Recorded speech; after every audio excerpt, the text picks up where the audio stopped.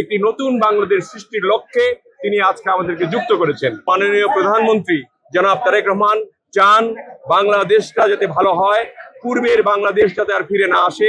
আমাদের আজকে যার আদর্শে আমাদের বাংলাদেশ জাতীয়তাবাদী দল চলছে এবং তাই জাতীয়তাবাদী দলের মাননীয় প্রধানমন্ত্রী তারেক রহমানের নেতৃত্বে সরকার পরিচালিত হচ্ছে। আমরা তার মাজার আমরা জিয়ারত করলাম, সঙ্গে দেশনেত্রী বেগম খালেদা জিয়া যিনি আপোষের নেতৃত্ব দিয়ে আমাদের আজকে এই পর্যায়ে এনেছেন, তিনি যাতে বেহেশতবাসী হন সেই দোয়া আমরা করলাম।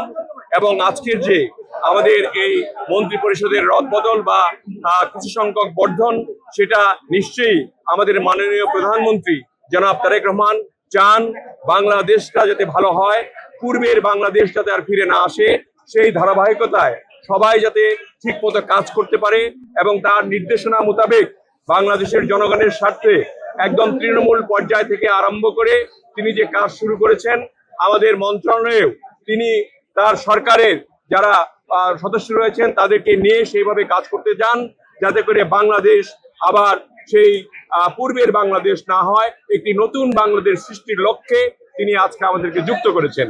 In the heart of the city rises a destination built for greatness. International Convention City, Bosundhara. Life takes a new course. আমাদের সিনিয়র নেতা ডক্টর মঈন খান সাহেব তিনি জয়েন করেছেন স্থায়ী কমিটির সদস্য আমাদের মন্ত্রী পরিষদে।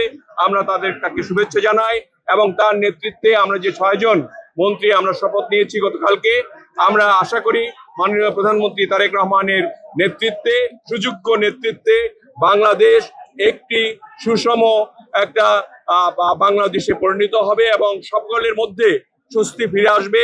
একটু সময় আমাদের লাগছে, কারণ এই দেশটি ভঙ্গুর অবস্থায় ছিল। সেই ভঙ্গুর দেশটাকে তিনি পুনর্গঠন করার জন্য আমাদের 6 মাস সময় দিয়েছিলেন আমাদের নির্ধারণ করে, যাতে করে আমরা প্ল্যানিংটা করি এবং আমরা এরপরে এক্সিকিউশনে ইনশাআল্লাহ লেগে যাব।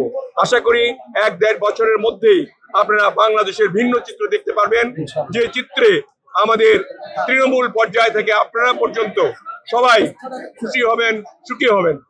আমরা সুখী সমৃদ্ধ বাংলাদেশ দেখতে চাই এবং এই জন্য আজকে শহীদ প্রেসিডেন্ট জিয়া রহমানের আদর্শে গঠিত যে দল জাতীয়তাবাদী বাংলাদেশ, যে জাতীয়তাবাদী দল বাংলাদেশের আমাদের যে মাননীয় প্রধানমন্ত্রী যেটার চেয়ারম্যান যিনি আজকের প্রধানমন্ত্রী এবং আপোষের নেতৃত্ব যে বেগম খালেদা জিয়া, তিনি তার আপোষের নেতৃত্বে যে আমরা আজকে এদু পর্যন্ত আসতে পেরেছি, এই জন্য মহান আল্লাহর দরবারে শুকরিয়া জানাতে তাদের কবরগুলি আমরা, তাদের মাজারগুলি আমরা জিয়ারত করলাম।